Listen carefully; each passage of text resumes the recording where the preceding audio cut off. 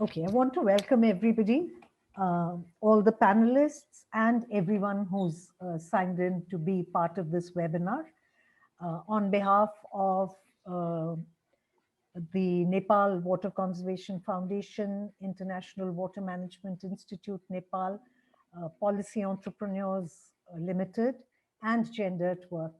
We are really delighted to be able to get Babette and Rebecca to talk to us about their book and kick off this webinar. I'll remind everybody, please use the chat box to keep putting in your comments, any questions you may have, because after the first round of interventions from the panelists, we'll have an interaction. We'll have some questions that we'll put to them and request answers. So to remind everybody that we're recording this webinar and that it's being streamed live on Facebook. So we hope you're all okay with that. And I'll ask my colleague Deepak to add his words of welcome, and let's plunge right in. Okay, thank you, Kalyani. We were working three institutions here with, of course, Kalyani. This is the Policy Entrepreneurs Inc., International Water Management Institute, Nepal, and our Nepal Water Conservation Foundation, working on an IDRC Canada-supported project on water-induced disaster, gender, and climate change. Gender, we changed to saying those left behind in the migration context, where there's feminization of agriculture and everything.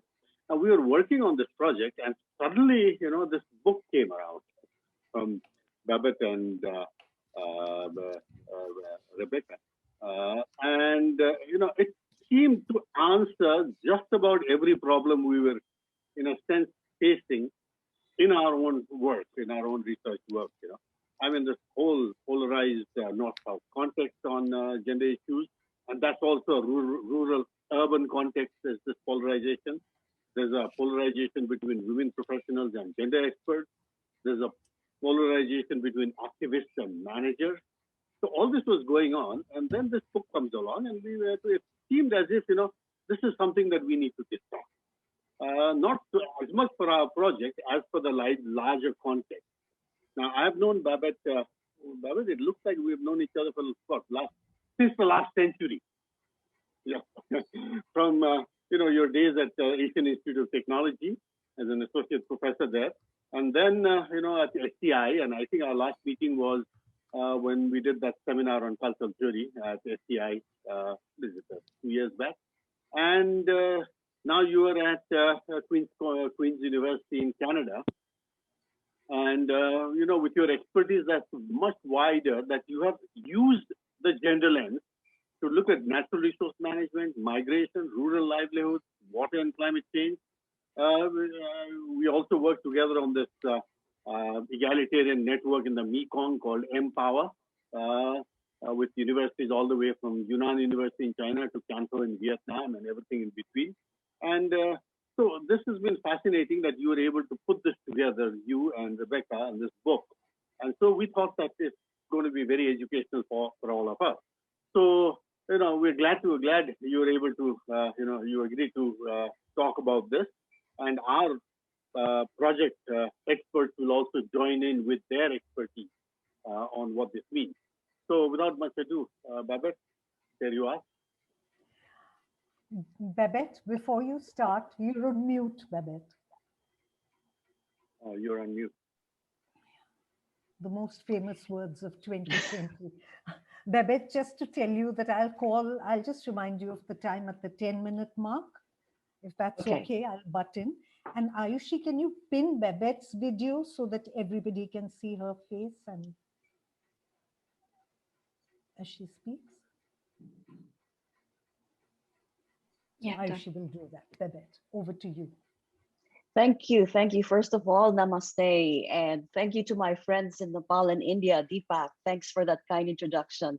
Kalyani, Manohara, Geeta, Ayushi, who so kindly organized this timely webinar. It's really a great pleasure to be with you today to collectively reflect on this book on being gender experts in environment and development. So I thought I'd start the ball rolling by sharing the spark that caused me and Rebecca Elmhirst, to initiate this book. Becky actually and I have never been doing research on gender experts or professionals before. Both our research generally focus on rural landscapes. So I depended more on the steerings of my experience as a gender expert and the learnings from conversations with other gender experts during conference coffee breaks and lunches, or whenever we could snatch an occasion.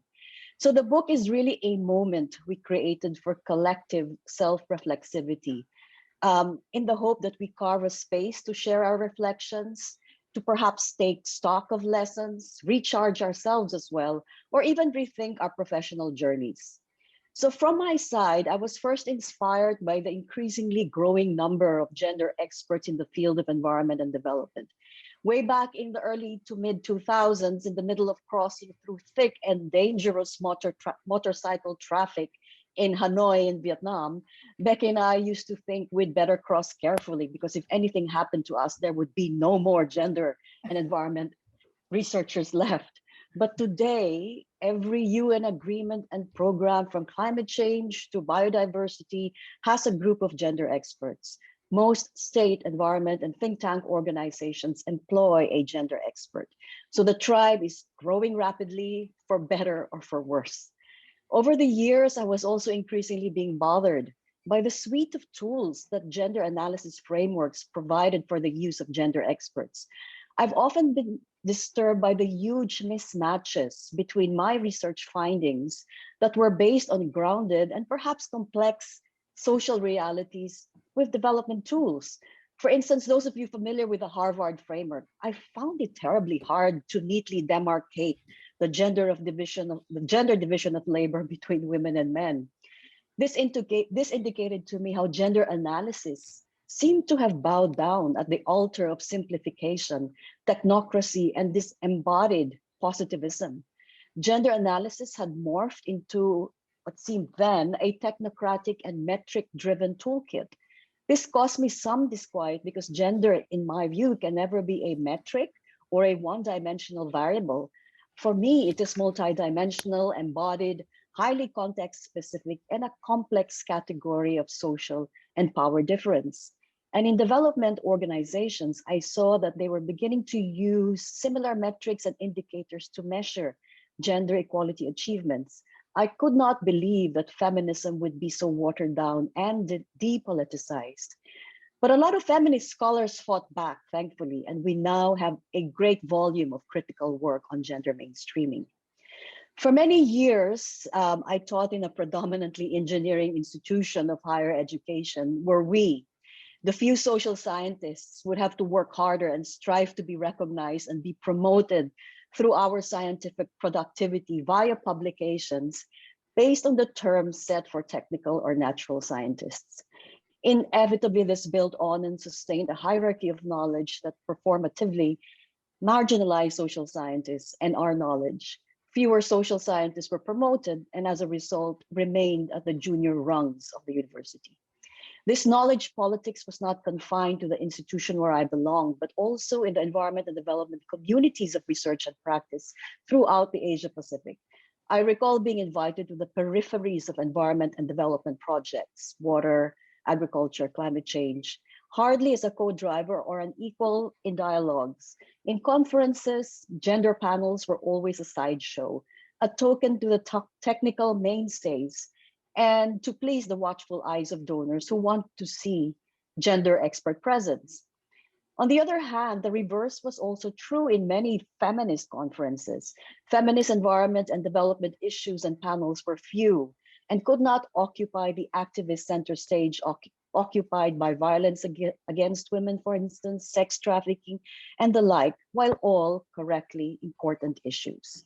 There was little appreciation for the political, economic, colonial, and cultural drivers that marginalize and extract feminine labor and nature as being the same drivers that ignite violence, deny women their rights, and cause the climate to change and pandemics to surge. Meantime, while working in another science-led organization, I was gratified to see that there was a bit more parity assigned to gender experts together with environment experts. We could use the F word, feminist, without whispering. By that time, the visibility of gender experts in environment and science-led organizations was fairly accepted, in large part due to donor push and requirements. But with that, the cracks also widened to give way to a growing consciousness of other power relations, often silenced, not only of gender, but of hierarchies of race and neocolonial underpinnings. In particular, the gender agenda was being externalized and in need of implementing in the global south because local women needed rescuing from gender inequalities and the patriarchies that are also often identified or tied to backwardness. There is an assumption that those who design development agendas, including donors from the global north, have already achieved gender equality and empowerment, having figured it all out a long time ago in their countries.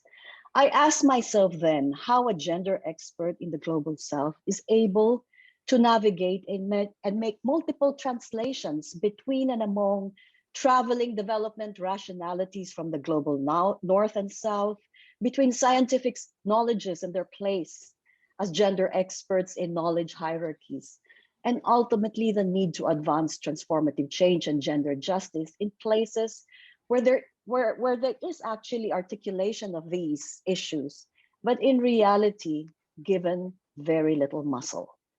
Now, given these questions and reflections I had in mind, I was able to learn many things from the book and from our conversations through our collaborative reflexivity with gender experts in water, energy, food, agriculture, forestry, livestock development, marine resources, climate disasters, and plant biodiversity.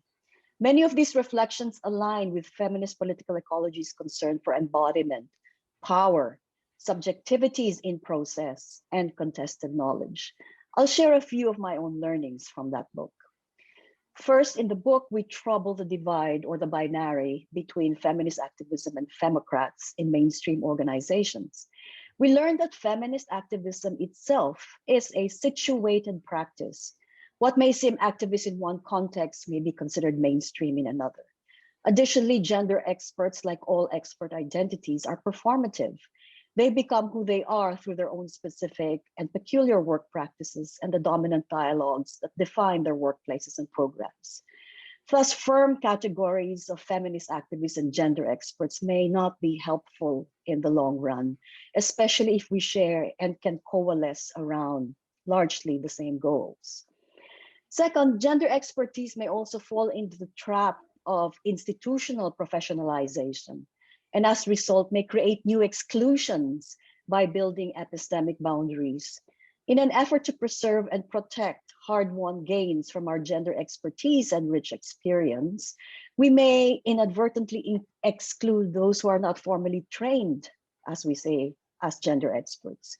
We learn that we must guard against creating an imaginary that may set apart and exclude, and which departs from the feminist ethic of inclusion and solidarity.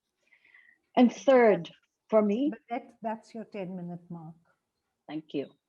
And third, another big learning is that gender experts have a more difficult time realizing their transformative role in organizations that exhibit a strong ontological separation between work on nature and work on society, where environmental and climate crisis, for example, require first and foremost technical fixes and solutions rather than political appraisal and engagement. This creates a hierarchy and stratification of its own, where dialogue and conversation may be constrained, and as a result, gender experts and technical experts carve their own parallel trajectories, where gender experts provide at best tokenistic presence, carrying a huge mandate on their shoulders, but really allocated with very thin resources and political space. Last, gender experts constantly have to engage with big development discourses, and sometimes they find incongruities between the feminist concern for rights and justice and discourses today that promote women's economic empowerment, tapping women to boost agricultural productivity, or tapping women makes smart economics. Many of these courses basically ask what women can do for economic growth, instead of asking how they can realize justice, voice, and equality in society.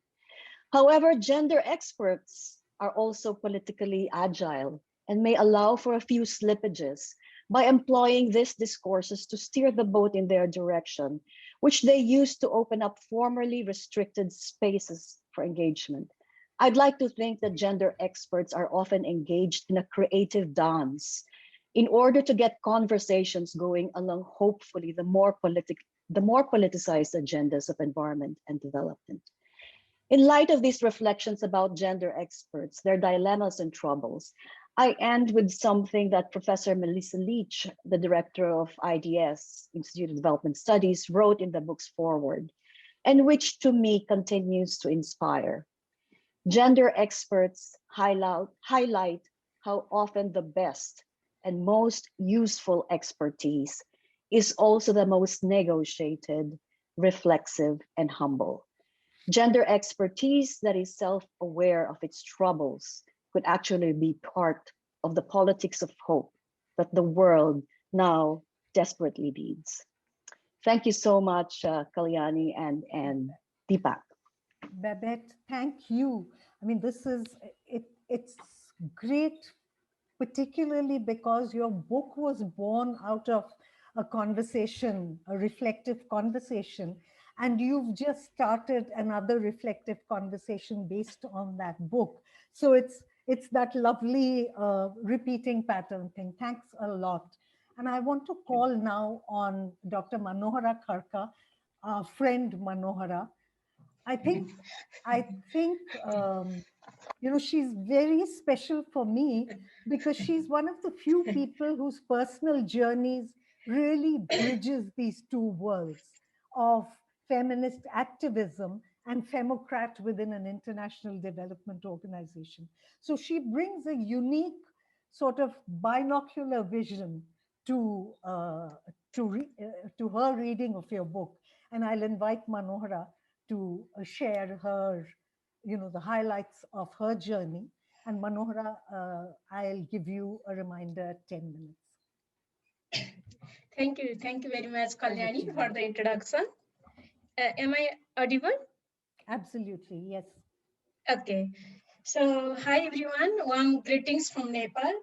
I'm indeed honored to reflect on my 3 decades experience and embodied knowledge of doing gender and inclusive development practices in the environment and development sector in Nepal and in the Himalayan region. Although it was very tough life, it was very interesting journey for me to learn experience on troubling gender and adapt some strategy when negotiating with policymaker, bureaucrats, researcher, practitioner community to make my voice as a grassroots forestry development staff, as a gender focal point, program coordinator, natural resource manager, gender advisor, social science researcher, and senior manager in the current job.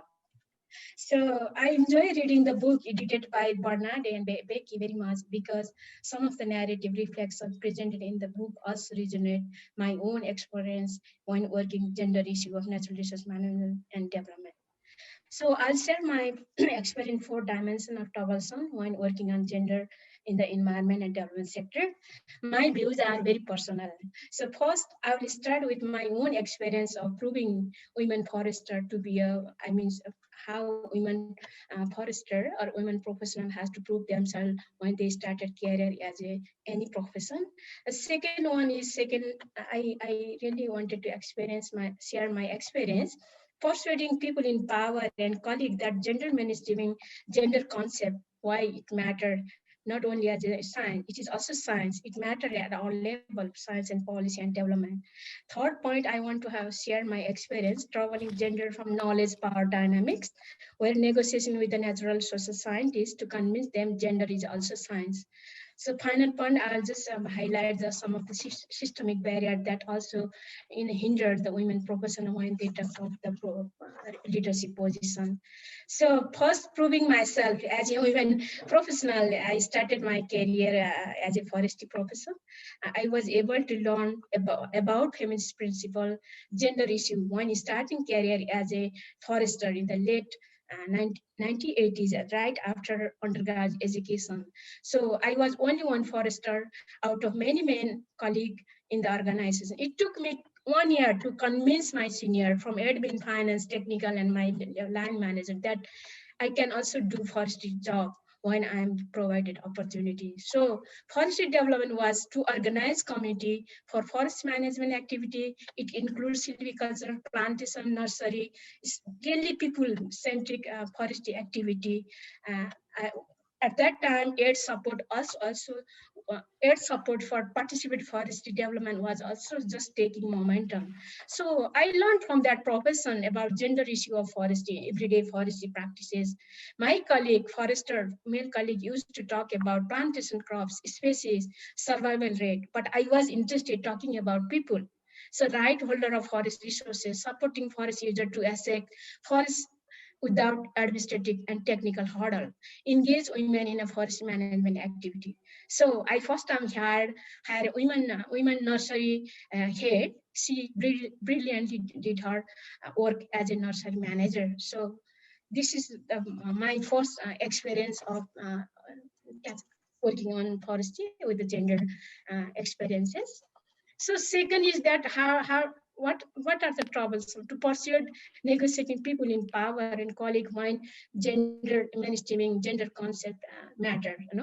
I was just trying to say that based on my position as a forestry development officer or gender focal person or gender social influence species, allowed to be sometimes myself as a confused because who do I work for? Which lens do I use when analyzing development issue in the environment sector? So for me, gender issue, what I learned is the gender issue is not a woman issue. It is very contextual. Gender equality is about understanding power issue where we are designing strategy to address power issue that deny women and marginal groups to participate in benefit from intervention we are part of, recognizing their agency, their embedded knowledge, experience in development planning of forestry or environment sector. Gender equality, women empowerment is also about understanding diversity systemic barrier for gender equality outcome, which is also not simple. We cannot measure very simple way. It's not really linear. It is also difficult to measure changes require transformative approach. But 8 project intervention required, I was part of very focused on instrumental approach of gender mainstreaming at that time. In this instrumental approach, I was supposed to empower women representation in water forest user group, organizing gender discussion with the forest user groups, mostly women marginal. It was hard, very hard to convince men also to join our discussion. So as a natural resource manager, gender focal point, I wanted to collect, analyze data and beneficiary leadership in executive committee of forestry group by intersection lens. I wanted to analyze how much budget it allocated, how much budget was spent on gender social inclusion specific intervention by research organization, development organization. I wanted to understand project supported study about understand systemic barrier for women and marginalized group so that hindered them to benefit, to recognize themselves as a right holder in forest resource management, water resource management. But it was very difficult because colleague and people in position of power implicitly try to resist to go into such a detailed analysis. It's often I used to get receive feedback, don't make it complex. Genders, you have to make it very simple. In one case, even I was asked, why do we need a gender research in a project that really will aim to work for people? So this is the another scenario. Especially I found challenge to convince influential people, actor to acknowledge, conduct gender analysis during project design, make it very much gender issues very much specific, and also specific intervention in higher level development goals, outcome. It was really challenges. Our work as a feminist or inclusive development staff had to end up ultimately with the binary number of men and women, forget about intersectionality of beneficiary and also indicator that really measure the transformative change. This is the learning. What I learned from this exercise engagement is that people in power take the feminist approach of doing development and research. There is no way for gender studies or feminist researcher to support for making gender perspective very visible in everyday development and policy or scientific analysis unless because gender focal person do not have power to influence policy resource allocation within the organization in the project. So there is always a challenge. Third point, very shortly, is that troublesome I experienced through in terms of knowledge and power, gender knowledge and power. So whose knowledge is produced, which knowledge and whose knowledge is produced, reproduced, which epistemic community or network, we gender scientists or practitioners get a chance to interact with matter a lot. So gender research is still very much marginalized, both in mainstreaming gender methodology and question in biophysical science, and also doing gender very much focused research. Often work of social scientists and gender researcher is perceived as anecdote, while the work of biophysics researcher, scientist is highlighted as scientific work. Position of gender researcher as researcher and analyze is very difficult to acknowledge in larger development policy platform and interaction. By being involved in social science research, especially governance, gender, social inclusion aspect of water natural resource management, I found is challenging, but always is remain challenge. We have to continue this challenge. So I need to prove myself as all the time, pursued why gender social science matter, and also why gender social reflection is needed when we do development, when we do research or policy intervention. So because science in environment, natural resources, forest, agriculture, climate change sector is again very much dominated by positivity approach and thinking. Extent and use of research finding for policy capacity building also influence some positivist and also biophysical lenses. Even design of knowledge forum I encountered over the last 20 years, webinar design is shaped by very much masculine, techno-bureaucratic perspective. Even criteria such as who can speak in a smart way, who can provide input on technical issue matter get high priority when discussing on the selection of participant or panelists in the forum. So this also resonates that even the idea, knowledge of gender social scientists, and even people who are supporter of social change it's very difficult to get the space. So there are barriers for gender feminist scholar to enter into epistemic community or knowledge community of biophysical social scientists and policy actor and perspective. However, I was always getting inspired by my manager, feminist allies, social natural scientists, project leader who support making science embedded knowledge, practice knowledge, inclusive, and ask a critical question for whom we are doing research, for whom we are working, who is benefiting from our development and research work. This is what I got always inspiration despite the challenge, talking about working on gender issues. So last point is that, my final point is that how professional women is viewed and behave when they work in a leadership position and specialist position. My current function is very interesting, which include both management and research tasks. Thanks to the EME management for making effort to gender inclusion in the leadership and management and workforce. We are 40% country represented out of 13 countries are women, and in Nepal case, 60% researchers are women who are brilliantly talking and working on biophysical social science. So I also like to really thank our valued partner, feminist scholar, colleague who are here today. My supervisor is here, supporter of transformative change and at a national and global level. I like to thank our role model women scientists, project leader at IME, my mentor, professor, supervisor, linemen constantly inspired me, support to take this issue all the time as constantly and look at this development and research differently. A few instances, for example, what I experience is how power could be formal, informal, that resists change. Still, I found that, like, for example, people often assume that leadership position is often a man, because even I get the letter of invitation, always title is Mr. And then this is also sometimes clearly reflect that the women can be also leader. There's a long way to go. Trust on women ability Manohara, and capability. that's your 10-minute mark. Sorry, okay, Manohara. good. You have 2 minutes more.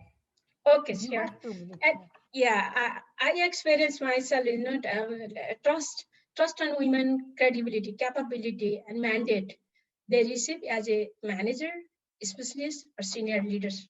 So professional, especially men, professional advantage group also try to undermine women agency style of leadership, which is a completely different the style of man professional. So especially when you are approached by individual, we exercise power formally, informally through the language, positionality, network, gender and other identity, and by those who hardly acknowledge, act on gender equality, empowerment of women, marginalized group in every society, admit, although they loudly talk about gender. So I see that implicit resistance is there. Domination, controlling women attitude is there. So it is also a challenge for us. So conclude working as a women professional with a different role, different hat over the journey, long journey, including as a practitioner of feminist principle, inclusive development. I learned that tension is always there when it comes to gender equality, social inclusive development outcome.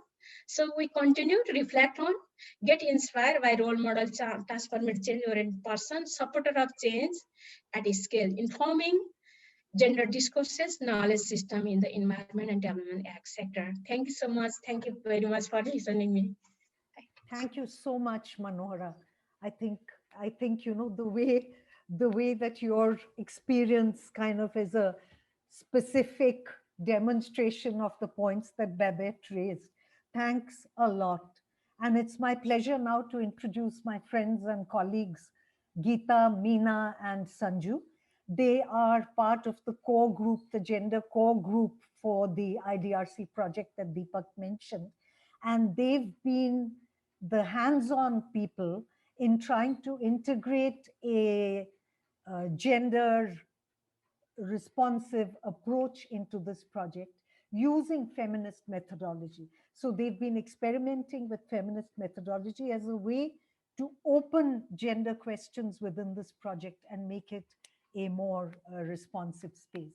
So Meena, Geeta, and Sanju, I believe you're sharing the time, 4 minutes each, and I'll remind each of you at the 3-minute mark. So over to you. Who's going first? Meena, is that you? Okay. That's all right. Hello, Geeta and Sanjuji, can I start first or would you like to go? Yes, please go ahead. Start. Okay. Okay, thanks. Thanks, Kalyani. I'm really honored to be a part of this webinar. So this was kind of a big reflection for me. Being not a gender person, thinking of gender, and then working like doing gender throughout my life, you know. I'll be focusing on my own experience, what I have learned and what I have experienced in while working as a forester and have moved to disaster sector now. So within the environment sector, I started my career as a forestry facilitator in 1997 in an NGO when I did my undergrad. And then the first task was forming a user group, forest user group, including women, ensuring women's participation. That was my first instant when I learned how to do gender or how to start doing gender without knowing about theories and then terminologies and other things about gender. So I started being a gender as a practitioner. I worked in several years like that. And then I had the opportunity to work in several projects, including direct funded defeat projects as a team lead, project leader, as a project coordinator, as a independent consultant, and as a research coordinator. Now for IDRC, I work as a research coordinator, but I'm not a gender, I have never worked as a gender specialist, but within the project, I had been allocated a task to ensure gender. So that's always the project component has gender, and I'm always there to ensure that component within the project, though I'm not entitled to do that. So that's how I'm working. And I really enjoyed doing social science. And in 2000, in the year 2000, I did my first sociology degree, in which I did my thesis for assessing gender differences between men and women in forestry. That was my first instance where I took academic path for learning gender. And after that, I moved again in my career. And then after 10 years, I did my PhD in social science, but it doesn't focus that much on gender. So that way I learned gender. And then now also I'm doing gender while reflecting like 20 years of my career. I feel that in environment sector, it has moved far away, like as Manohara already reflected in our experience. I won't reflect that. I also went like along those some of those experiences, like proving myself as a women forester, being a woman, how I do my work well, that sort of things. After that, now I see in the environment sector there are like a lot of policies, good guidelines, good frameworks. Every institution has like a gender focals, uh, and then there is gender inclusion, and then every project has to include gender to be a successful project. So that's seen everywhere now within NGOs, and then even in the government. But still I think gender mainstreaming is, though it's all there, but I think environment sector still lags behind in terms of engaging in gender agenda. Meena, that's your Because three-minute mark. yeah, Meena, I felt that gender is, yeah, okay. that's your 3-minute I feel mark, so you have 1 minute. okay, I'll just wrap up. In gender is perceived as a women's agenda, and that task is allocated to one of the like technocrat women like me, who doesn't actually know how to do gender, and then you have to learn. That's a good opportunity for us to learn and do gender, but sometimes it may undermine the principles and the intricacies of the like how you mainstream gender within your project within a given time frame. And gender experts who come from outside beyond technocratic fields, they are seen as external entities, and then they are hardly like recognized, hardly acknowledged, and then it's hard for them to penetrate within the program. And people for like us who are technocrats and who want to do gender, they also had that hard time, though they can build up a common sense, they share a common ground, so that makes easier. So that's how I do gender. That's kind of like feminist politics within environment sector. That's my reflection. And then this my experience somehow relates to chapter 1, resonates with chapter 1 of the book. And I think we need to include men as one of the key gender like carriers in near future. Like it keeps us keeps the gender agenda as a siloed women's agenda. So it needs to move along with the man as well. So that's all from me. Thank you very much, Meena. Thank you. And who are you handing the mic to? Geeta, yeah, Sonju. Geeta, over to you, and I'll remind you at 3 minutes. Yes, thank you. Thanks, Kalyani, and thanks everyone for joining us. My name is Geeta Shrestha, and I work with the International Water Management Institute, and I do research on the gender and social justice issues. To share very briefly, I am feeling very privileged to be part of this discussion, and I feel that more of such platforms should be created, particularly for people who are working in the issue and shouldering the responsibility of doing the right to the historical wrongs, single-handedly and without any support, without any mentorship. Of course, this kind of spaces should be safe and without any backlashes. That's very important. I think most of the issues has already been discussed by my colleagues, which of course is very well expressed in the book also, and which resonates with my own experiences also. There could be subtle differences because of my social identity and positionality, of course. I would like to start with the question of how do I identify with the tag of gender expert, which is the core of the book, I guess, as it has been expressed by many gender experts in the book. To be very honest, I avoid the tag of gender expert, and there are two reasons for that. First is, you have to observe how this tag has been used, under which conditions, and most importantly, with what expressions. Gender tag is used synonymously as gender police, and it's used in a very, not in a very respectful and positive way as it is used for other positions like engineers or economists, It's used in a very derogatory way for a person who is trying to talk perhaps issue of tertiary importance in a field where water infrastructure, water productivity matters more, right? And second, I don't like this tag also because I think this is very, very difficult job. A single person is awarded with this responsibility single-handedly without any position and power to change this long established patriarchal mindset, unequal power relations, and gendered practices. We all know that there is no ready-made solutions, and to deal with these long established discriminatory issues requires extensive expertise, extensive experiences, and self-reflective expertise, actually, and being a woman, I guess, is not enough, right? Gender expert should raise the issue, where are women? It's the responsibility of the gender expert. Even if the whole project is based on gender, even if there are men who are leading the gender project, it is the responsibility of the woman to question, where are women? And this question, where are women, is a usual question these days, Which woman is the most uncomfortable question which people don't ask? Even if they ask, they are not heard. Right?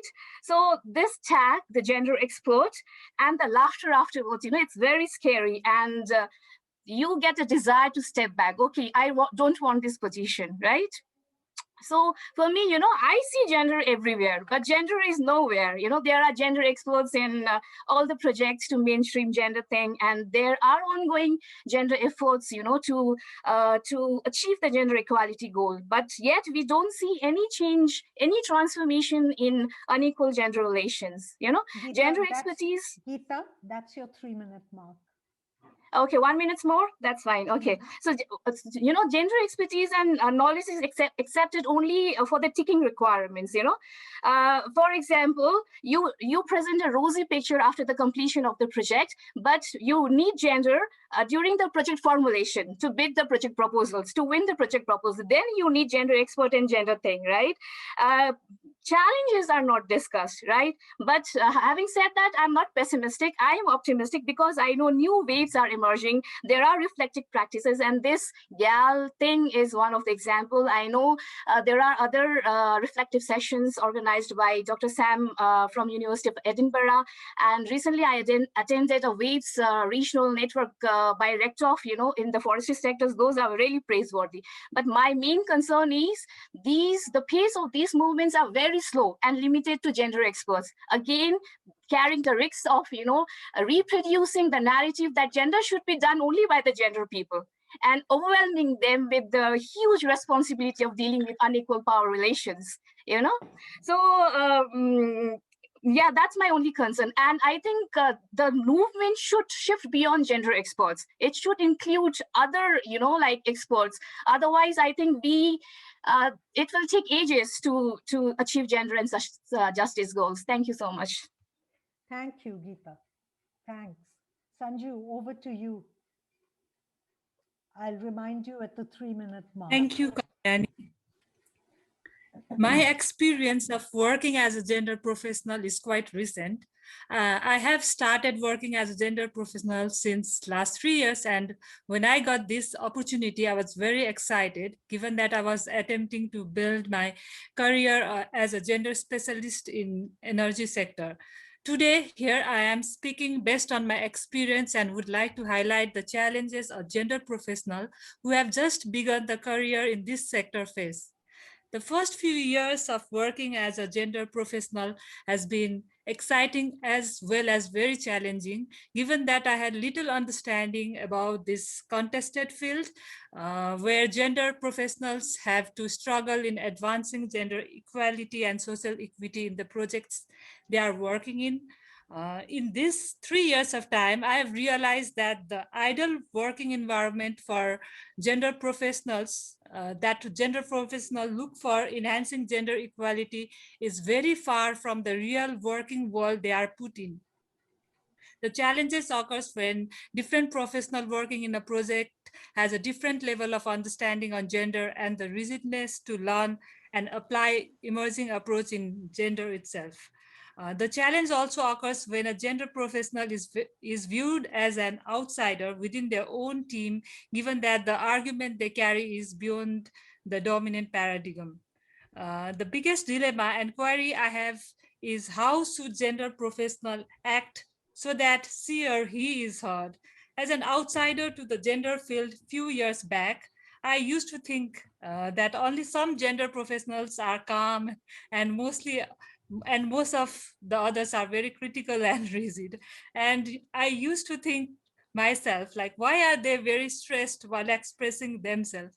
But now here I am thinking, how should I present myself so that my voice is heard? I know everyone has their own way of dealing and there is no single formula to it, but I think this is where most gender professionals have frustration. They have frustration of not being heard or have to make extreme effort to be heard. I like to conclude by quoting the line from the book itself, page number uh, XXV by Professor Melissa Leach. In this contexted field, it is not surprising to find gender expert in a state of trouble, facing dilemmas of identity, role, capacity for influence, and indeed dilemmas over what direction influence and change should take for whom and why. Though I am just in the beginning of the career as a gender professional, I so much resonate to these lines. I feel glad that I came across this book, which has helped me to enhance my confidence to voice out my thoughts more clearly, help resolve some of my dilemmas, and be prepared with the likely trouble I might face while negotiating my gender expertise in future. Thank you. Thank you so much, Sanju. Thanks a lot to everybody. I mean, I'm really so delighted to be having this conversation in this space. It's a rare kind of opportunity that is bringing together people from the gender and development world and people from technical disciplines around the issue of institutional gender dynamics. And what is really interesting about this book is that the connection between institutional gender dynamics and the work of the institution is so clearly made. How those dynamics can make or mar the efforts to advance gender equality. So first of all, I mean, thank you, Becky and Babette, for writing this book and opening up this space. So I just want to flag before handing over to my colleague Deepak, you know, this complicated dance of power that you've heard the speakers describing, this is an everyday reality for each person who's spoken. So how they've negotiated this dance of power in ways that have allowed them to, on the one hand, address the demands of their professional work, as well as be true to and be honest to the larger social issues that come from their life journey and their commitment as socially conscious researchers. I mean, it's this tension that that all of the speakers have negotiated in their own ways. Maybe the speakers themselves may not think that their practice has created transformation, has transformed anything, but their practices have created the potential for transformation, you know, tiny spaces, but very promising spaces. For me, I mean, as a scientist by training and a feminist by conviction and action, I am particularly aware, I'm very sort of sharply aware of the ways in which hard science has its own strategies to retain this kind of commanding position in the hierarchy of disciplines. So this is done by propagating some tried and tested notions. For instance, the idea that science is apolitical, that scientists are objective, that they stand outside the realities that they study, that their disciplinary knowledge gives them the right to apply filters and conceptual lenses of their choice, gives them the right to use language that cannot be understood by ordinary people. So before opening this conversation, I just want to point out that these are examples of patriarchal power in action, but that doesn't mean that only men use this power. Deepak as an engineer and I as a biochemist were both trained and empowered to behave like this, to step into this power as a scientist. In fact, my career as a scientist really depended on fitting into this mold. And when I tried to break the mold, the establishment labeled me as a renegade and squeezed me out, really. So listening to Babette, it strikes me that actually a conversation between Deepak and me and a comparison of our very different journeys, the very different sources of power that we have mobilized as disciplinary renegades, particularly, and then the power and powerlessness that we've experienced in our careers would be fascinating. But let me hand over to Deepak for his thoughts. And then what we're going to do is try and pull out some questions and pose them to our panelists. So reminding everybody again, please post your questions in the chat box. Yeah, Deepak, thank you, over Kalani. to you. Yeah, thank you. What is really fascinating? I mean, this has been a very rich set of presentations by people who have actually walked through the bed of nails. Okay, uh, either as gender experts or professional people who've had to walk through. And what strikes me, the fundamental message that strikes me right now, which we might pick up on the discussion and also in the chat box, I'm brutally summarizing what I'm seeing there, is that you know development of any type is political. Okay, and again, development as practiced has a very sordid history of depoliticizing development or any other aspect of it. Okay, of sanitizing the politics, you might say. And what is the politics of development? It's about justice. It's about fairness. Okay, and when you don't have development that is just and fair, it's not development. It's maldevelopment. Okay, uh, but development has acquired that holy, sort of aura that you question development and suddenly you are labeled anti-developmental, and even worse, sometimes anti-national. Okay, and that's how it goes.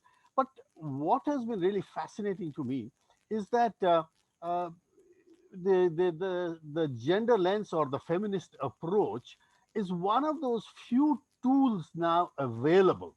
There are very few tools, and in every endeavor of the past, take integrated water resource management, IWRM, or take MDGs and now SDGs. There's this constant effort to sanitize it of the politics, which means relegating the issues of justice and fairness to the margins, and to get on with the more technical things, the more cement contracts in my own field, okay, hydropower, to the exclusion of who's getting benefits from a development of electricity and so on, okay. Now, what this again points to me is that, why is it, that this one tool that is more or less acceptable, I mean, bringing in justice, there are other tools which are highly political. We can start an insurgency, I guess, but then again, the state comes down very heavily. This is one area where the state has to engage and cannot come down with brute force, okay? But the funny thing here is it is being marginalized by tokenism. And this is really, really serious to me. So there have been questions here also in the chat box, which I am noticing, that how do you, use this lens to bring back issues of justice and fairness, and how do you fight back this marginalization through tokenism? Okay? So this is a very, very, very critical issue that seems to, I'm just brutally summarizing. Now, I'm sure people will have lots of questions. So I think, Kalyani, I'm going to sort of hand it back to you and Arushi to see how we, get the discussions going, and then we may jump in with particular people to come in and speak. You're mute.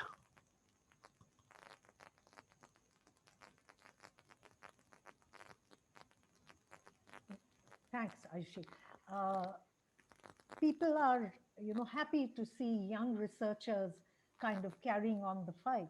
But at the same time, there are a number of people who are asking, why do you feel that the tag of gender expert is actually making you less impactful, is reducing your power in some way?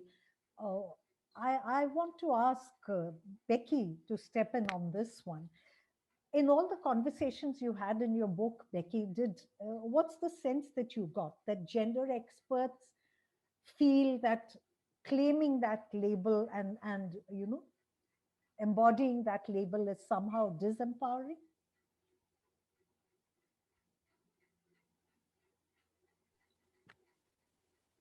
Yeah, many people spoke of this in the book, and we learned a lot from people's different experiences. And actually, what was really interesting in listening to the presentations just now is how they chart quite similar journeys to those of the people that we spoke to and conversed with in the book, in that many had come in perhaps not from a social science background, not from any sort of specific gender training. So in a way, the frustration with the sort of disempowerment of gender was something that was part of a broader story about concern about transformation more generally. And maybe this picks up a little bit on what Deepak was just saying. But one of the things that I was really struck by is how time and time again people came back to those small moments of transformation. So rather than kind of dwelling on the way in which these tools had disempowered, I think what was interesting was we asked specifically for people to reflect on moments when they had been able to kind of see something transformative happen.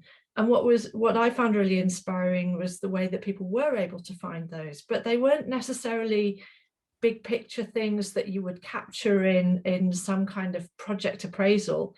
These were small moments of change, but I think important. And maybe the sort of feminist political ecologist in me is that it's those small moments that we need to hang on to. And those maybe are these elements of hope that Babette mentioned, Melissa Leach's comment in the foreword.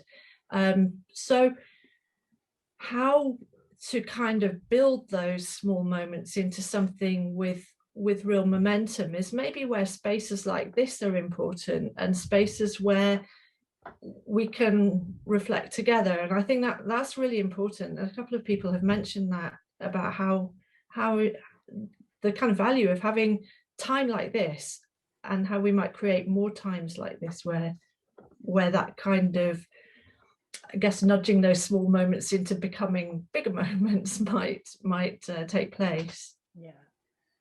Thanks so much, Becky. Thank you for that. I've just been thinking, looking at some of the comments in the chat box also, just thinking that if there ever was a moment to blur disciplinary boundaries and not just blur them, to throw them off the map, this is that moment when really you see how the economic crisis, the crisis of democracy, and the environmental crisis, that actually frame this time, how they're all connected, how they're coming together, and how no single discipline can address it. So in that context, it becomes even more critical for an issue like gender equality, which in a sense is the glue between all of the disciplines, to still be considered as an outlier. So I want to put this question to Manohara, as the head of an international institution now, Manohara, do you feel that you have the power to connect, to reject these disciplinary boundaries and to bring people together in cross-disciplinary conversations? Do you feel that power?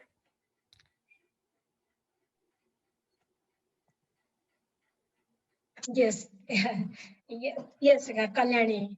Yeah, as a country representative, my role is also on engaging on research in water resource management from a social science perspective. Myself, I'm 10 on that, but we have very much a good team of biophysical and social science team in Nepal office and globally also.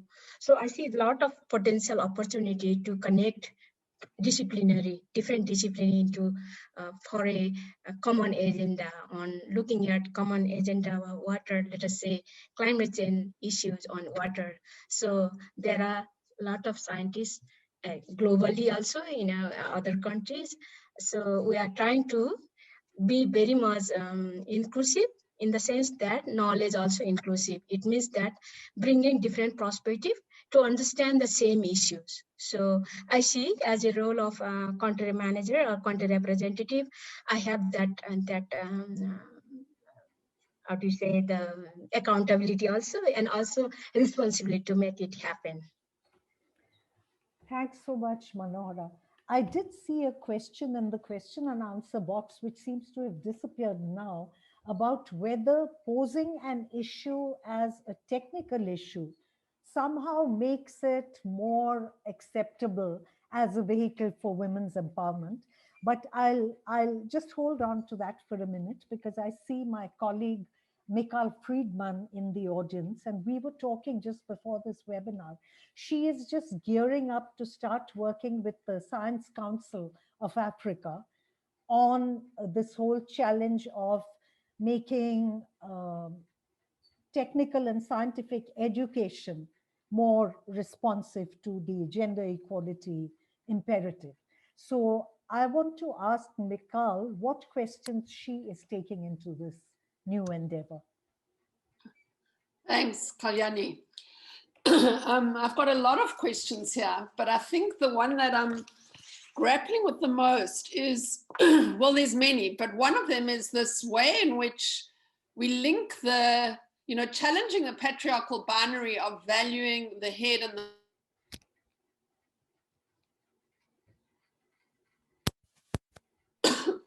Sorry, I disappeared there for a minute.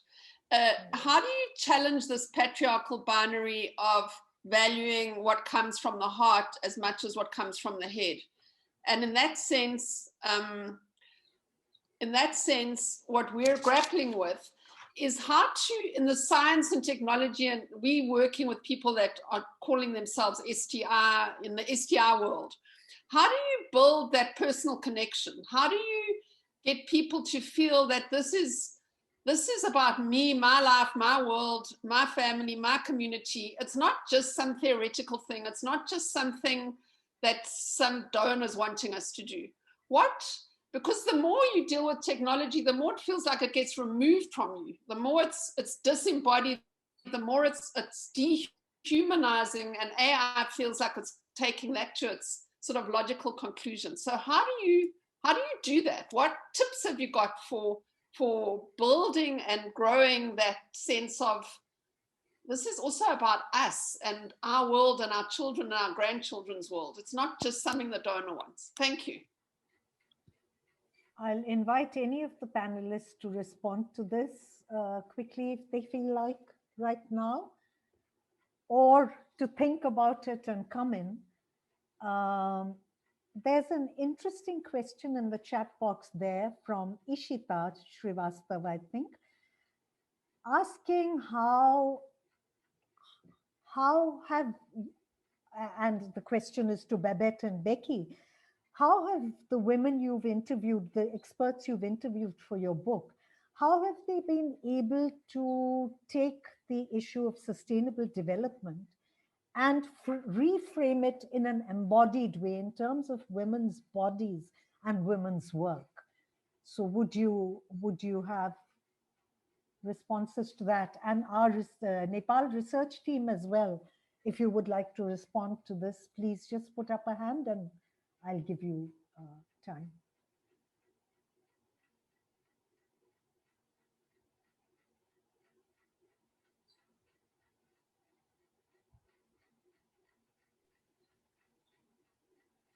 Babette, would you like to? Yeah, Kalyani, I mean, thanks for the question, but I suppose our point of departure with our conversations with the different experts in the book was really their positioning within their own field of work, whether it be water management, whether it be climate change, whether it be energy, etc., forests. So it was in that context where they were reflecting on, shall we say, bringing in, a whole transformative way of thinking from the point of view of gender. Shall we say that they were, in a sense, also embodying what they believed in, right. by way of bringing in their values, their perspectives, their positioning within the different scientific fields. So I think that was our point of departure with our conversations. It was not really about sustainable development as such or as a normative, but really about the challenges, dilemmas, and as well as breakthroughs within their fields of work, and reflecting on how they engage with different types of knowledge, specifically technical knowledge. I don't know if Becky would like to add to that.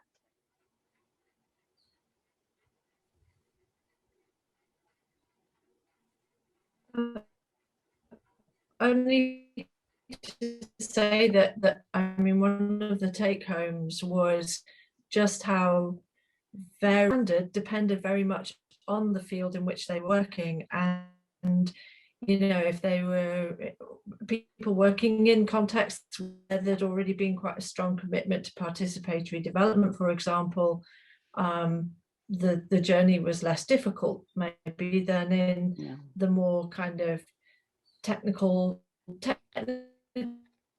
where it was about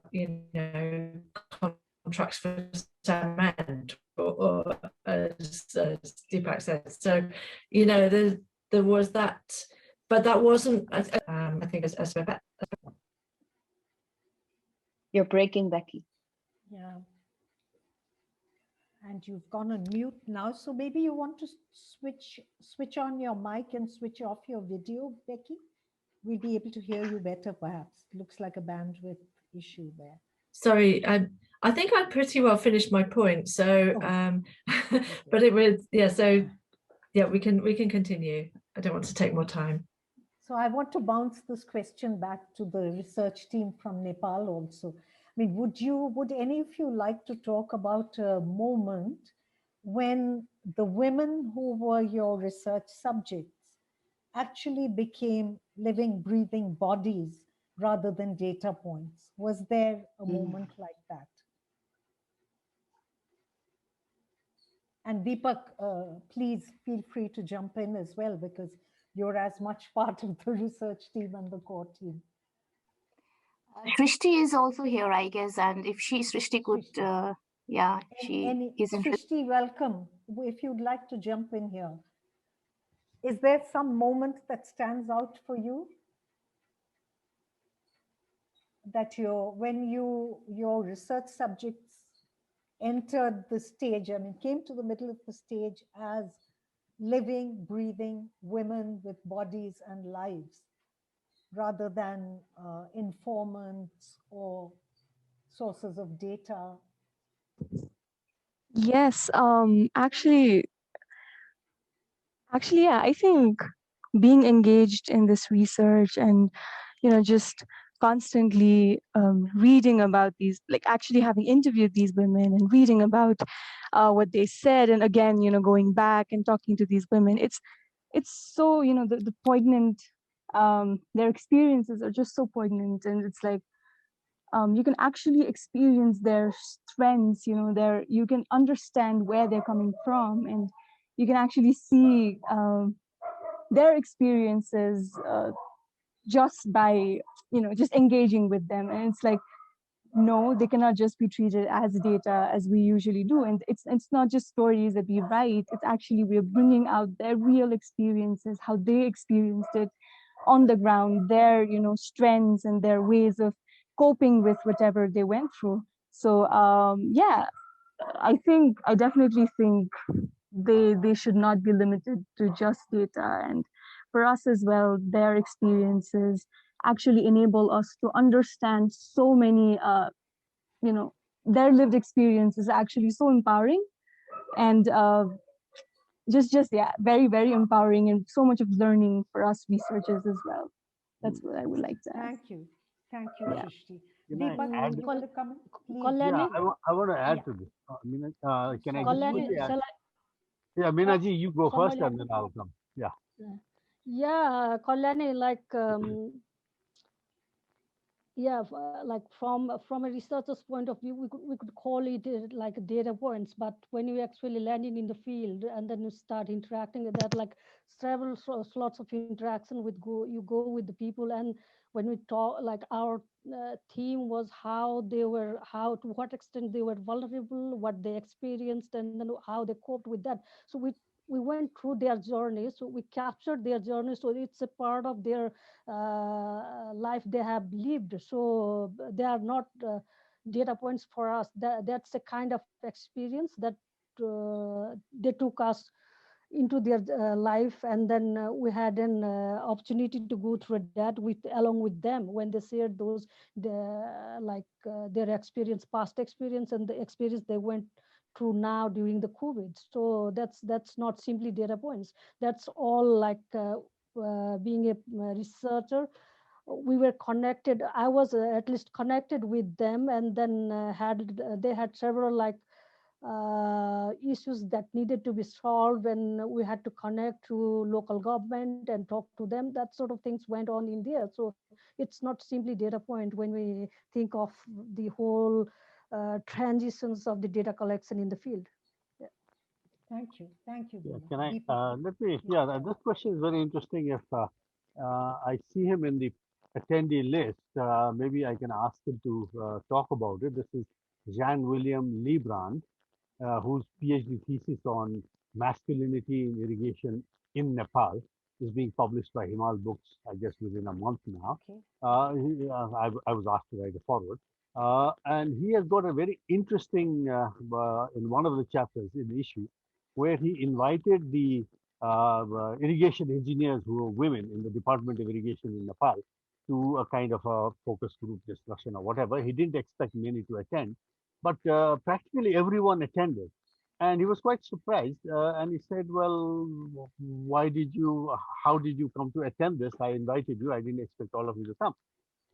This thing about something being real. Okay. And they said, well, we came because your letter did not call us lady engineers, you know. And that was very telling that, this expression here of lady engineer, lady scientist, is another one of those marginalizing, politically marginalizing things. Yeah, I see Jan William. Can you, just mention that your book is coming out. So this is also an advertisement for your book.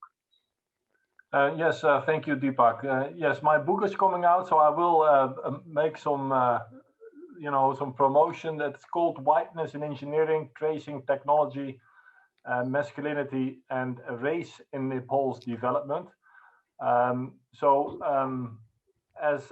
Deepak indicated, I wrote my thesis on masculinities among irrigation engineers. So I took the male angle rather than the women angle, because I think gender is obviously about men and women. But I was unhappy with my thesis when I defended it eventually, because I had not talked about race. And obviously, that is also an element that is there, at least in North-South collaboration. So I've tried to come to terms with that. And that is contested, of course, also in Nepal. I remember a discussion with the editor, Deepak Tapa. He said, "Oh, why are you talking about race in Nepal? It's about ethnicity, etc." But I do think race is also important. So I do discuss that. And yes, Deepak is right. I talked to women engineers in DOI, and they were first a little bit reluctant to accept my invitation, but because I had addressed them as dear engineer, they actually came, all of them, and they quite frankly talked about their position and the difficulties that they experienced on a daily basis in doing their job. Yeah. And I also want to point out that various initiatives have been there in Nepal in which it has been tried to integrate social sciences in engineering, in technology. But when you study these initiatives, they often fail after a couple of years because I think engineers sort of recapture the process and they say, okay, we don't want our education to become soft. We want it to remain technical, and then they cut out the social sciences, including gender. And to be, well, honest, I'm not so sure how to tackle that problem. Yeah, but thank you for giving me this opportunity, Deepak. Thank you. Thank you, Jan Willem. So I'm looking at the time, and I want to hand over to Becky now. Becky, please let us hear your reflection on this whole conversation that we've just had. Thank you, and I have to say thank you very much for organising this, and also for the amazing reflections of the panelists. I mean, once again, I'm learning so much from people's reflections, and I heard one of the panelists mention about how this is quite difficult and quite troubling, and there's often the sort of sense in which the personal being political is also quite challenging for us. So being able to, I just would like to say thank you to everybody for speaking very openly about their often quite personal journeys through this kind of work, and how valuable I think it is to maintain opportunities for people to be able to do that. One of the things that I've been really struck with from what everybody has been saying is how these journeys, there's so much commonality, but also for the importance of sort of recognizing power relations even within that process of reflection. You know, in some instances that process of reflection, reflexivity is more challenging, or being able to be open about your reflections can put people in difficult situations, whereas for others it might be easier. And this can depend on so many things. It could be, you know, career position, or where you are within an organization, what kind of solidarities you have in and around your sort of working space.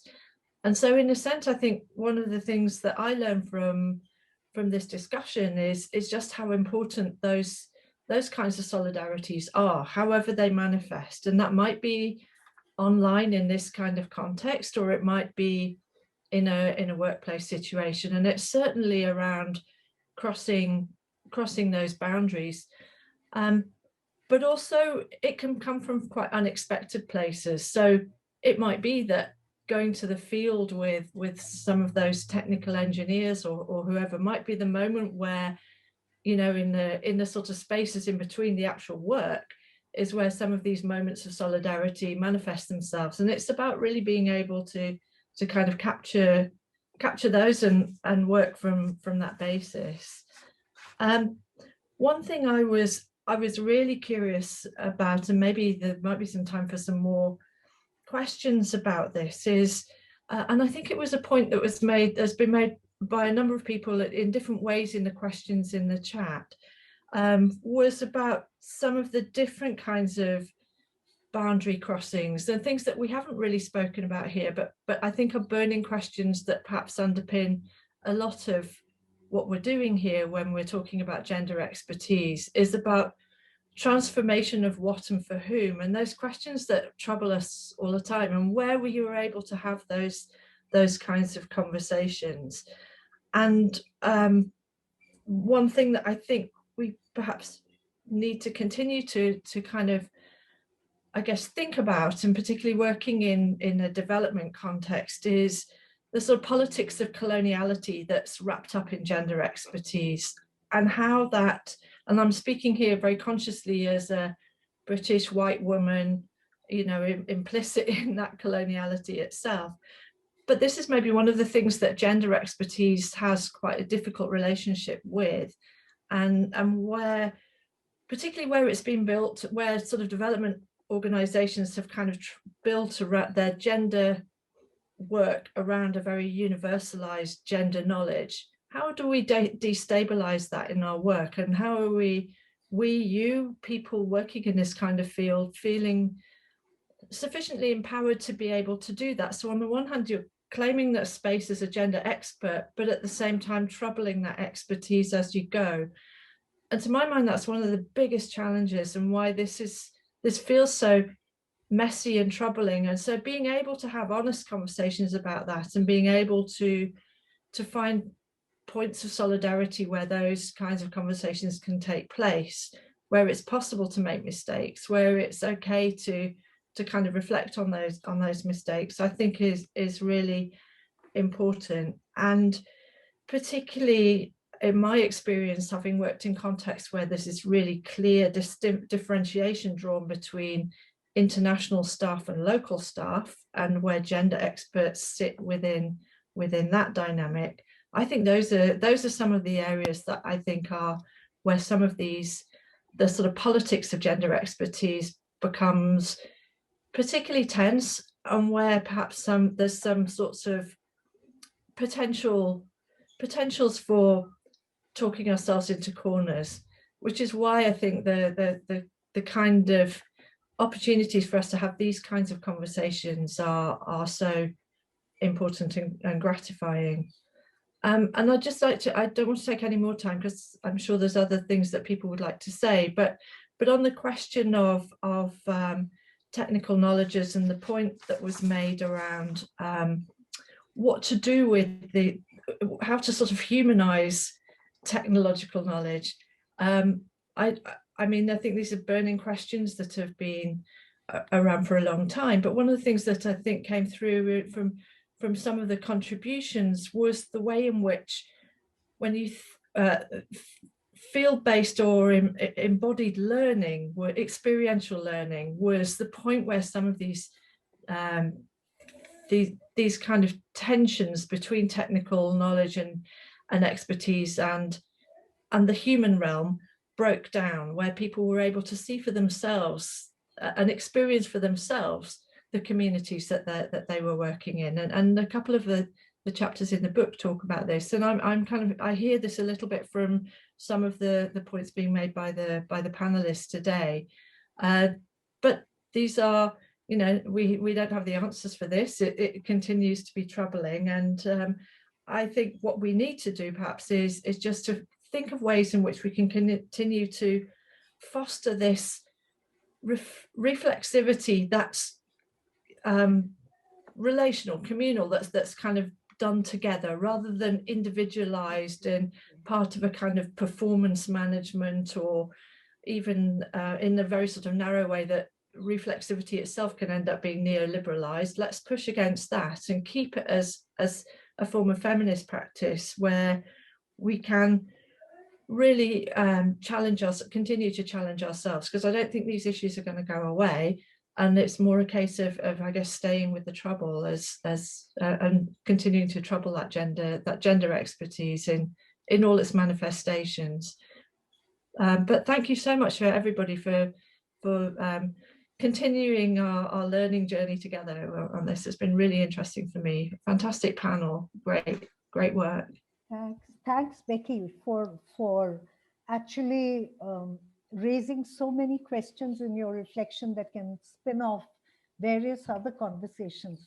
But I particularly value what you said at the end, and I think if I were to think about this, I mean, that moment of embodied practice actually comes from the practice of collective reflection. I mean, that really is the moment where at least for me, it's in your body.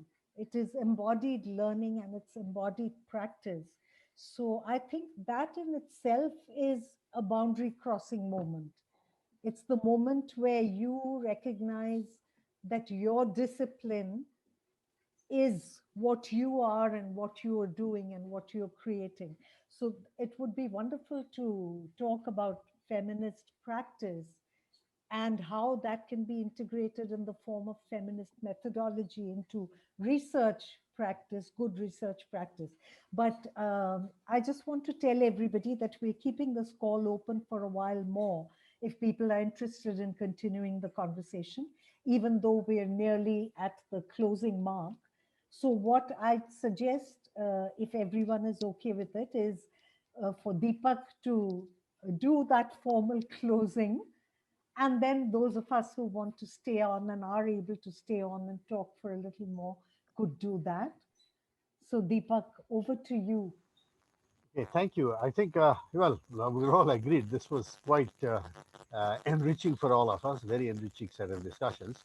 But I think, Becky, your last point was exactly what we are all having to take back, which is this issue is not going to go away. And we have a long set of battles ahead for what the rest of the 21st century, if I'm to say so. And these days, I'm more interested in working on what I call the philosophy of science and the sociology of technology. And what I have found out is the feminist lens applied to these problems is just about as liberating as the ecological lens that I have been using over the last God knows how many years. Okay, so I think that one measure of success of the the feminist movement is going to be to see how many more men scientists, men experts, men engineers, whatever, uh, are using this lens, just as many of us, men and women, started using the ecological lens to interrogate development.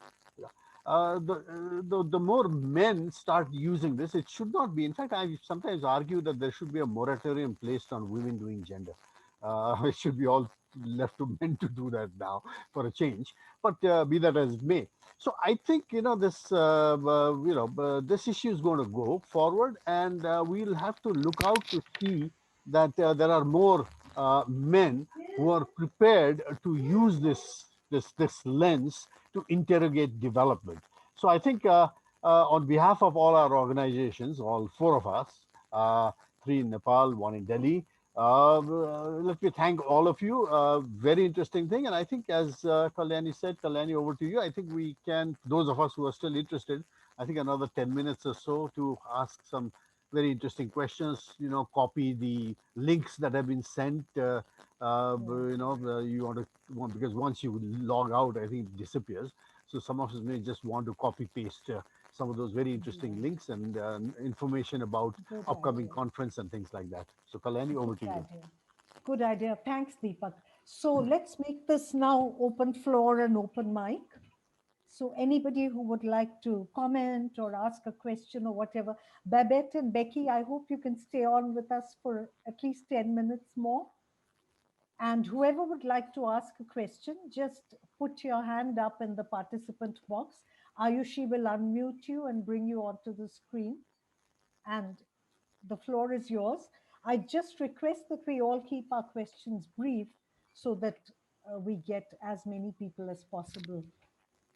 We hear their voices.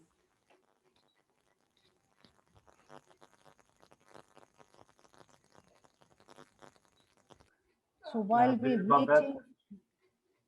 Oh, dear Babette and Rebecca, thank you for the great book. I think it's excellent work. When I did my work in Nepal, I was asking the question, why is it that engineers are always men? But I also noticed that why is it that gender experts are always women?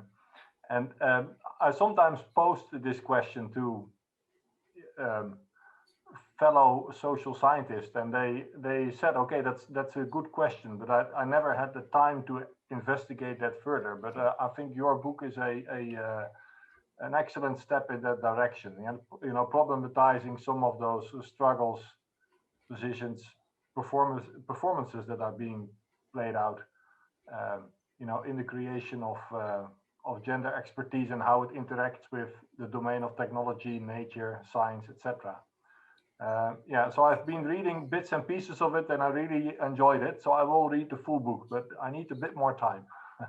So, Jan Willem, I'd like to respond to something you've said. This conversation keeps happening in development circles. Oh, gender means both men and women, and we need more men in gender, and so on. I'm saying at this time, this conversation needs to shift into a space where we're talking about authenticity and representation as well. So I'm not questioning it from a disciplinary boundary. Of course, women can be in a disciplinary sense engineers, and men can be gender experts. That's different. But I'm questioning why, when we are so alive to the need for the presence of, let's say, people with disabilities in conversations around disability, why we are not equally alive to the need for the presence of female bodies in conversations about issues of female subordination or empowerment or equality. So I'm just saying that that's another example for me on how a disciplinary lens boxes the conversation into a false binary. So it's just like our notion of gender as a binary between men and women, where we, the rest of all our conversations recognize that gender is a whole sort of spectrum. But when it comes to development, it's still women, men, and if we are very generous, then a box for others. So I'm saying that is the other, that's another space where we really have to apply our feminist practice to contest this. So just to queer the pitch a little bit on your comment. Anybody else, please just come in with a comment.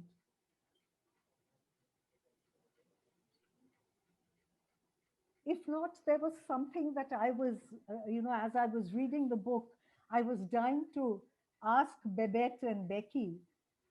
I mean, in my experience, and I'm sure this is true in the experience of many others on this call, women, whether they're gender experts or any other kind of expert or non-expert, are very keenly aware of the power hierarchies and dynamics within institutions. So if it's a safe women-only space, then there are very, very rich analyses of how this dance of power plays out, disciplinary hierarchies, gender hierarchies, race hierarchies, rich conversations. But when it comes to raising these issues within institutional spaces, women prefer not to because of the very real professional risk. I mean, at best or at worst, your career will be stymied forever. And at the lower end of the spectrum, your daily life will be made a misery because you have challenged institutional power hierarchies. So I was just interested, many of the women you've spoken to have been very vocal in raising these issues within their institution. Did any of them talk about the career consequences that they might have faced and how they dealt with those?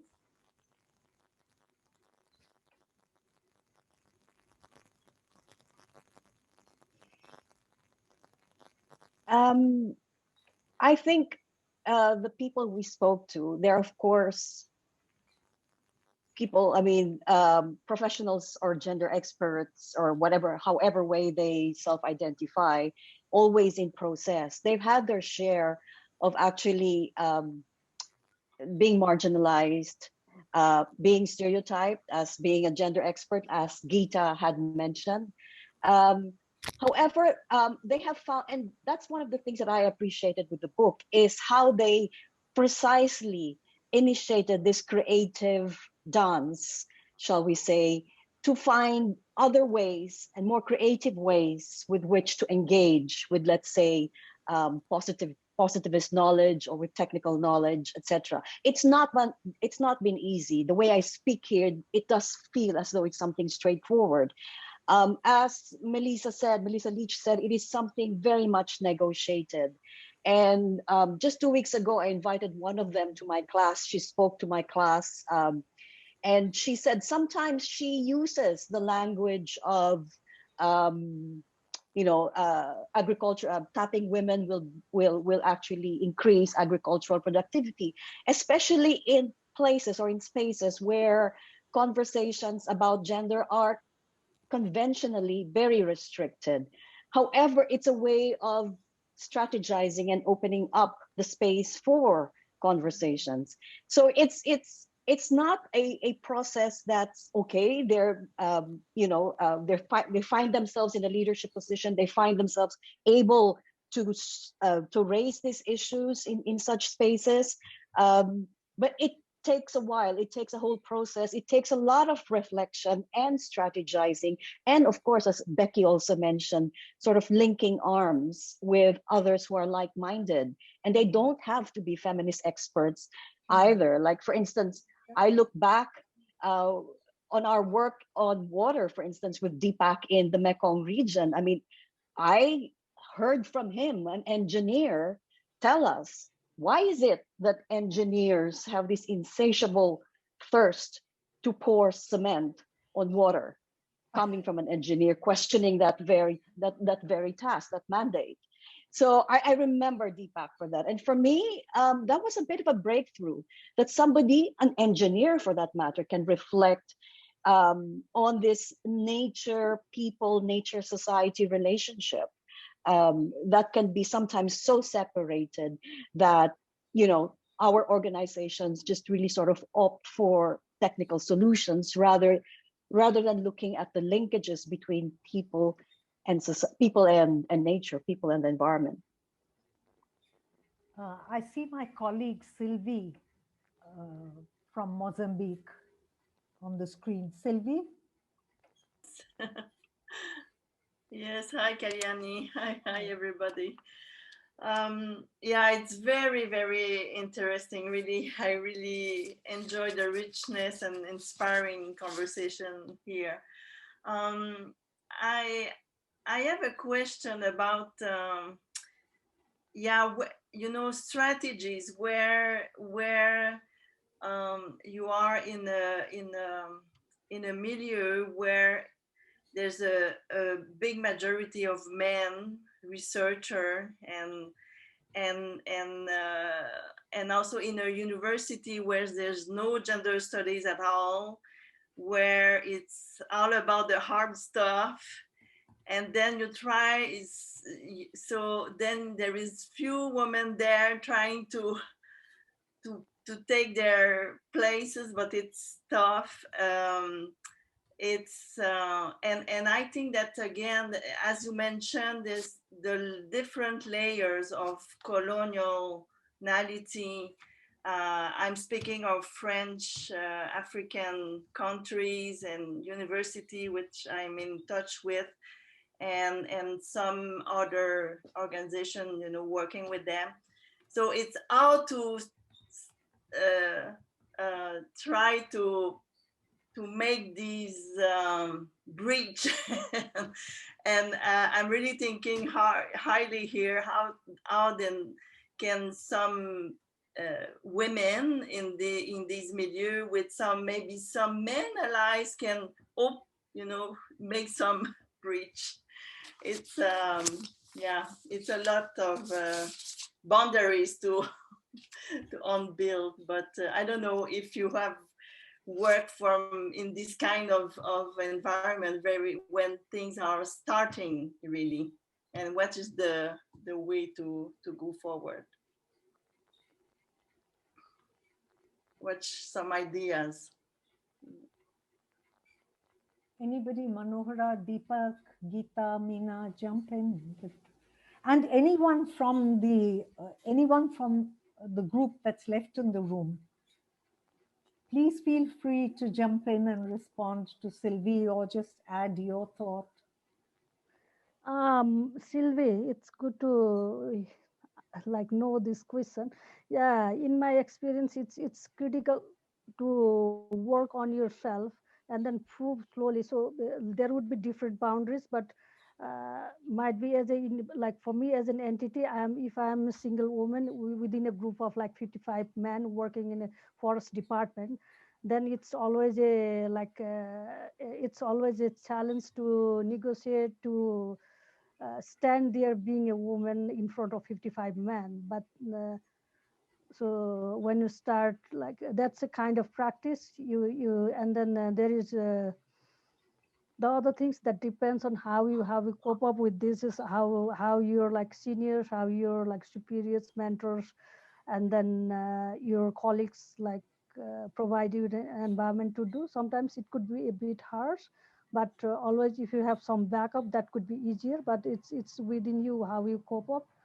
And yeah, I had that sort of experience when I became a research like a project coordinator, and I had like 55 like males in the office, and only one like subordinate who is women who is serving tea, and I was one and the counterpart of the district forest officer. So it took some time to deal with that. And the first day was really like I didn't feel going to the office. But later on, I had to talk to the DFO, like the counterpart, and then talk to my uh, program coordinator, and then build up an environment, and then meet other different officials who are around, who are male again. So that it took a year to build up a good relationship with him, and then keep up a balance, and then strategize myself as a forester who deals with like social issues, but still like take on all the technical issues, buy in all the technical issues, and within that fit in the social issues. That's how I like grew up working from the beginning. And now like I feel sometimes so lucky that I had my managers and supervisors really good who understood these issues, and that was like gender was a core element of the project where I worked all the time. And the funding agencies, they used to push those issues. So people has to like balance that, and that also helped me a lot to negotiate power balance, because we had to check the resources, and then we were the resource provider, so that was the check and balance. So that was how things work. And then sometimes now I have my major lead Deepak, so sometimes I'm so lucky I have good like leads with whom I can negotiate, talk, and then they doesn't bother about like giving power. So it's not a challenge. So I can fight with people easily, and I have grown up from that environment. So I feel more confident doing these things. But in the beginning, you break up that small silos, and then go slowly. Otherwise, people would like start poking you sooner, like quite quickly. So breaking that each level of boundary is really challenging, and that's so intricate. It's not easy, and I cannot explain how I did that. And sometimes people, when I work now with like women professionals as well, sometimes when I do gender, people challenge me, why you do gender? So gender is, and I say gender is not a like a job for me. It's an affirmative action being a women professional. So I don't do gender for job. I don't like look for job as a gender expert. That's how I do gender. So that's like I experienced several times gender discrimination. That's why I can take it as an affirmative action instead of taking it as a like gender expert. So that's how things moved on.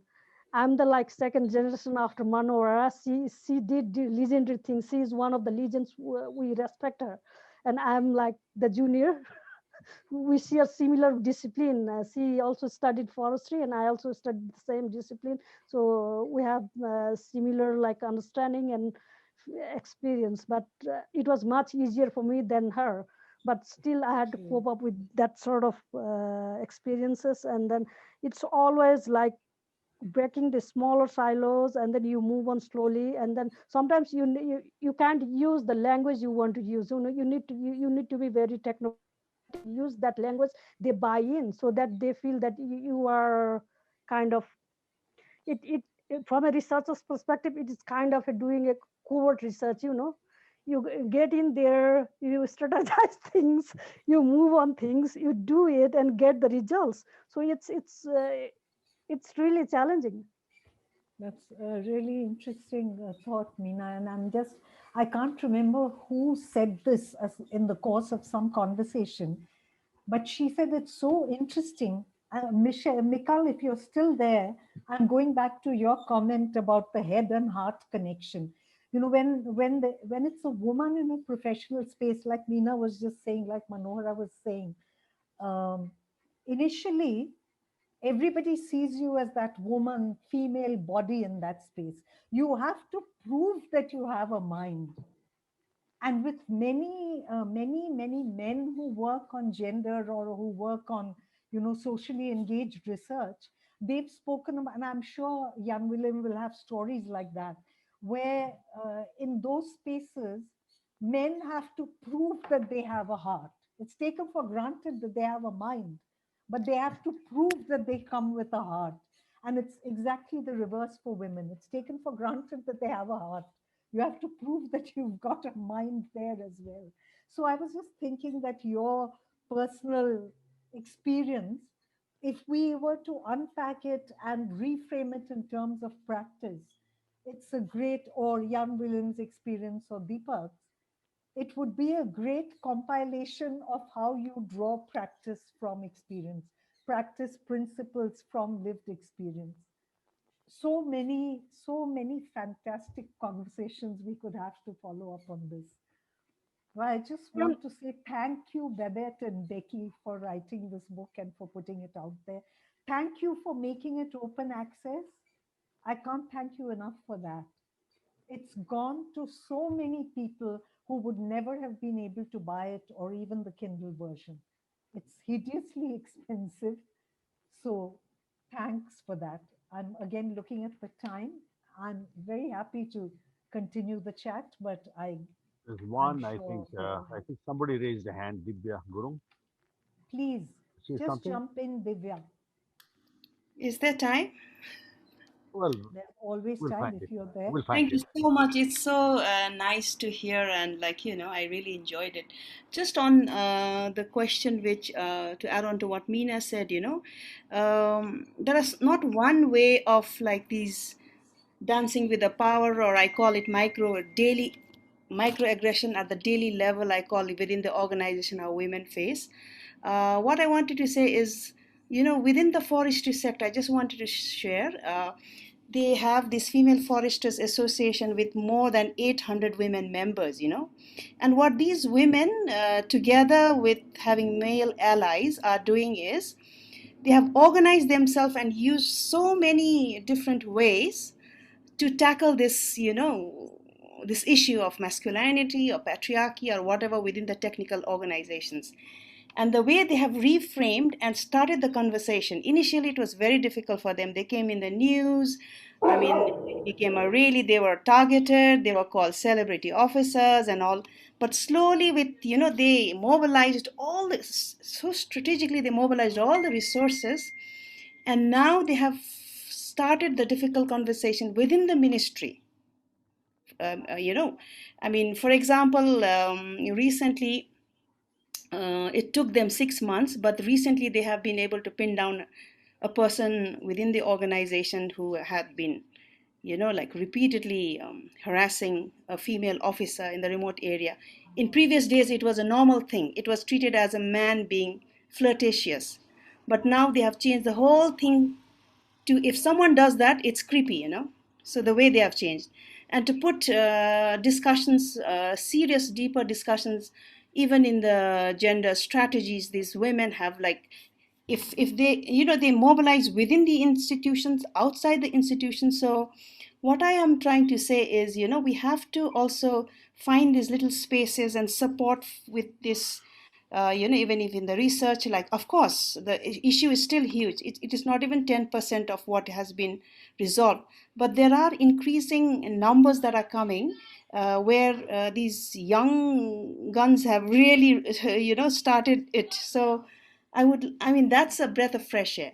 And the other thing is bringing in male allies, like Deepak ji is also here, and how also, like, are we giving them spaces? Recently, I'm very much engaged with these women, and the males who wanted to engage them in the conversations were also afraid to come in, because it's a women's domain and women's space.